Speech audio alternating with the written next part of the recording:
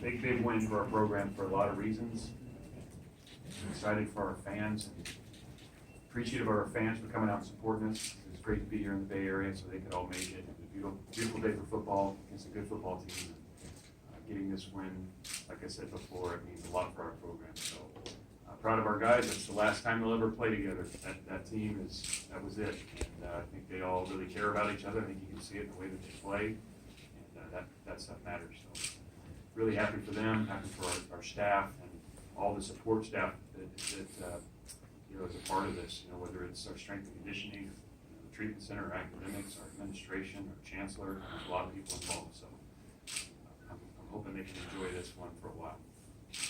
All right, open up for questions. Raise your hand. We'll bring you the mic.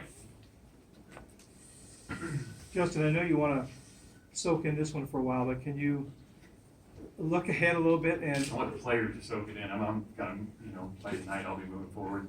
let's move forward now. And can you, what can this team potentially do next year? What's the ceiling? You guys have made big progress, but there's ways to go. Yeah, we really don't talk in terms of ceilings. I think there's a lot of room for improvement across the board. And myself and all of our coaches, we'll take a look at everything that we do systematically in our program, how we support our players, what we're doing, scheme-wise, offense and defense and special teams, how to improve that, and then how do we, how does every individual get a little bit better? Because it's the marginal gains that make the difference. I mean, if you look at our the margins of winning and losing, I mean, you're talking about drives, a number of drives throughout the season that can really tip it. And so it takes the entire year of acting a certain way, preparing a certain way, so when those moments come, you can take advantage of them. But I think it's an exciting time for us. We talked in the locker room about the 2020 team, and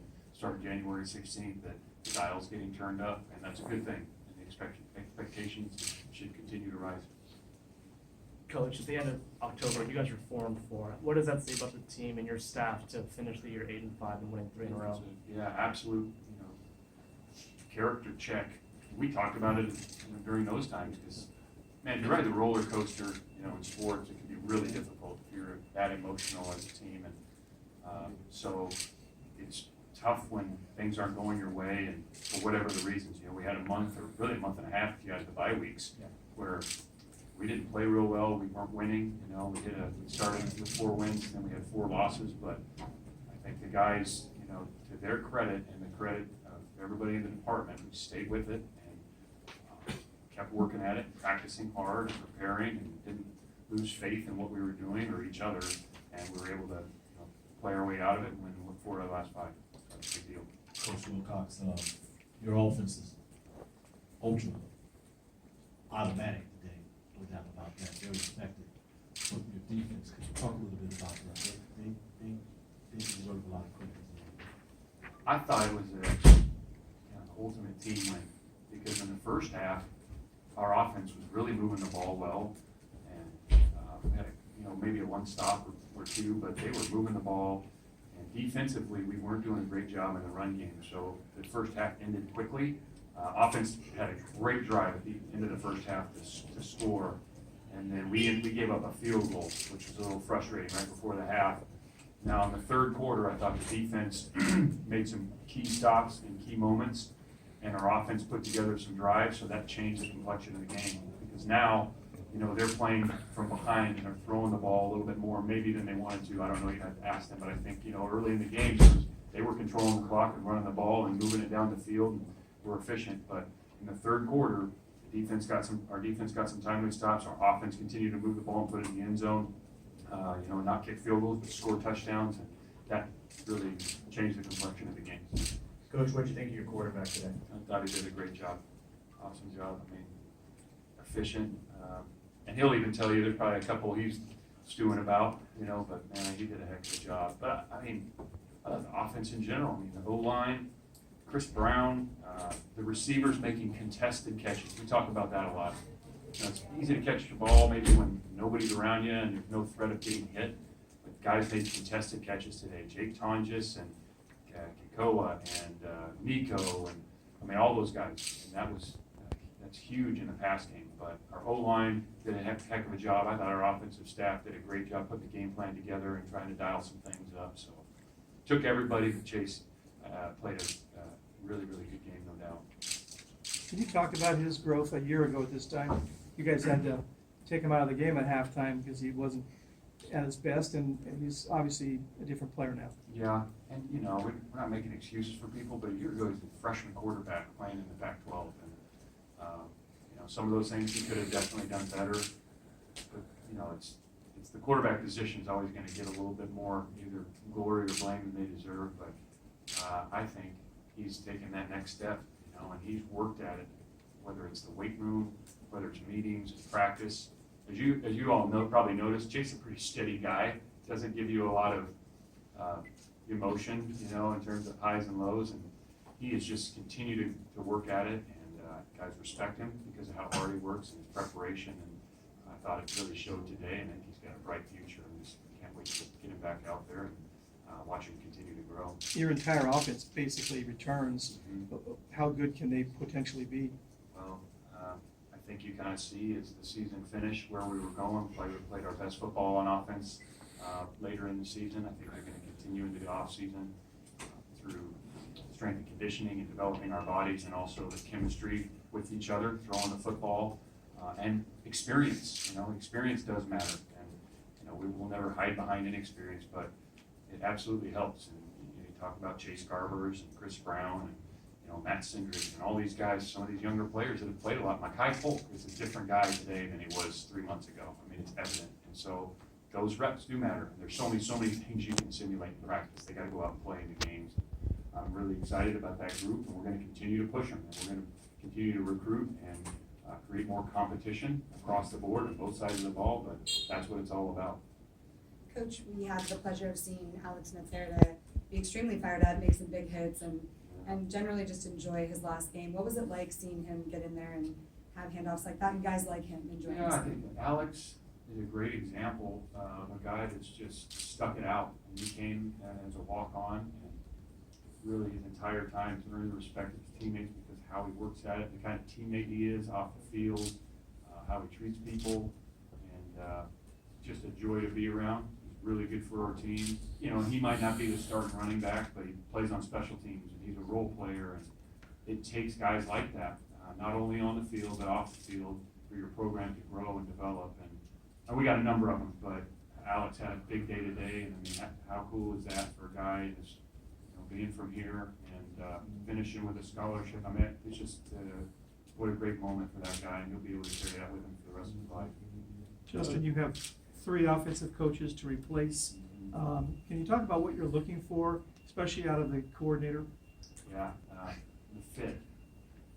I think first as a person, somebody's going to fit in at Cal, going to coach our guys the right way. There's a lot of people that can draw up plays. There's a lot of people out there. I mean, you guys get on YouTube and study it, you'd be able to do it, or maybe you already can. But a lot of people can draw up plays. It's the right type of coach for our players, and the system has got to fit us. There's a lot of ways to line up 11 guys and runs and passes, but what's best for our place, being at Cal, the type of players that we have is critically important. You want the system to be basically what it's been? We got to run the ball. We got to play action. We got to throw it. We got to have some screen game.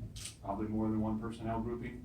That's who we are, and that's our recruiting base is we'll have multiple position groups. We'll have tight ends and receivers, and we want to be able to use our players the best of our ability. And sometimes your strengths will change from year to year, but I don't envision us being wishbone one year and empty another year. So at the end of it, I think it goes back to the fit, and the system needs to fit the place, and that's what we're looking for. And there's a lot of really good candidates who I've spoken with, and I would expect something in the short term to happen.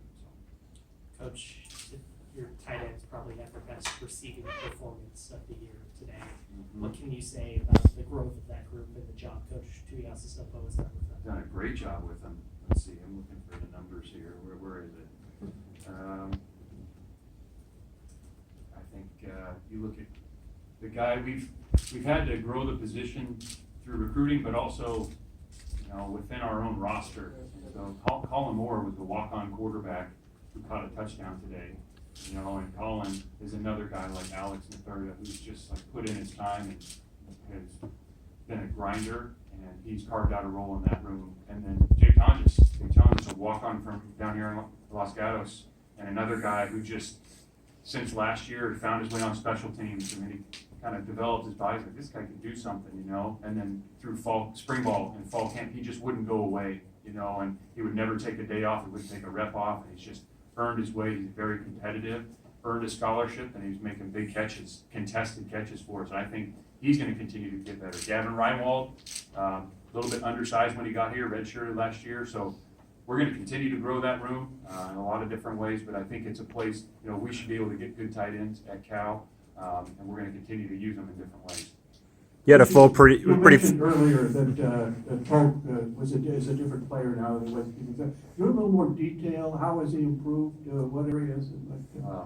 Probably just across the board, if you ask him and all of us. I mean, you know, he's a true freshman, and he has just grown a lot physically in the detail of playing the position. I think he's going to continue to get better and better as he develops his body. He's still pretty slim, but he's an explosive guy. He's got great athleticism, catch the ball, and if you just look at over the course of the year, you can kind of see the progression. And we're going to continue to push him, and he should get better and better the more he plays. I mean, that's just kind of natural, you know, when a true freshman comes in here. Not everybody's just ready-made to plug in and play. And I think our job as coaches is to develop them, and we need to be a developmental program to be at our best. And I think he's a great example of that, and Burrow's done a great job with him. Coach, you had a pretty full complement of offensive players for one of the few times this year. Is this more of an indication of what this Cal offense might look like in the future?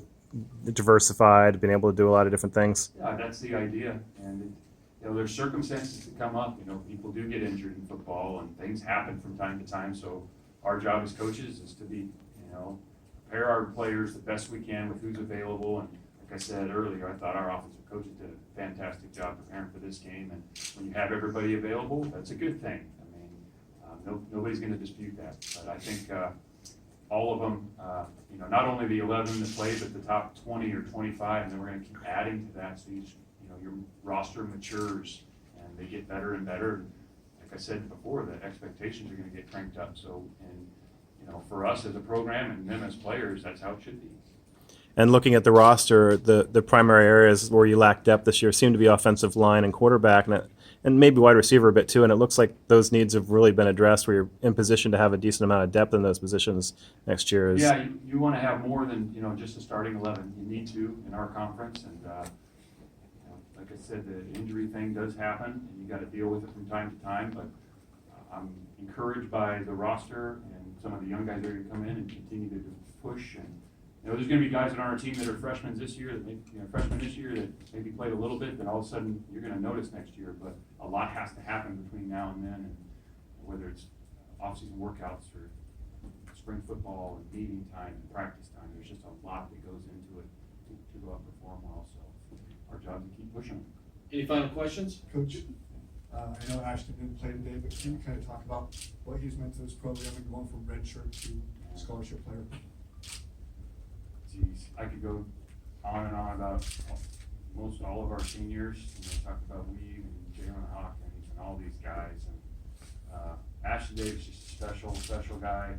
You know, you don't, this day and age, to have a guy basically beg his way into the program as a walk-on hurdler, come in and played scout team receiver, and then he moved him to defense. Before we got here, he was playing corner. And then we got here, and I mean, the guy is just kind of everything you want as a person. He's an incredible human being, and he's just the most humble athlete I think I've ever been around. He has got no idea how good he is. Maybe even if he does, he's just so humble, you'd never know it. And it hurt him to not be out there today, you know, even talking to him this week, but he had to have a minor procedure. There was really no way around it. But you know, guys like Ashton and Jalen Hawkins and you know, Weave, and there's a bunch of these guys, Cameron Bynum, they just have meant so much, not only to the play out there, you know, that they make big plays, but the locker room and what the expectations are for each other. You know, because the coaches set expectations, and our job is holding those expectations. But those guys set expectations for each other they start holding each other to that, and the young guys see that, well, that's how the program's developed, and that's a really good thing, so. It's not just the athleticism and the plays that Ashton and Jalen and those guys make, it's the things that you guys don't also do. Justin, you mentioned earlier rising expectations, and at least one of your players in here referenced the Rose Bowl. It's been a long time, but should Cal fans and should you guys expect to try to compete for that?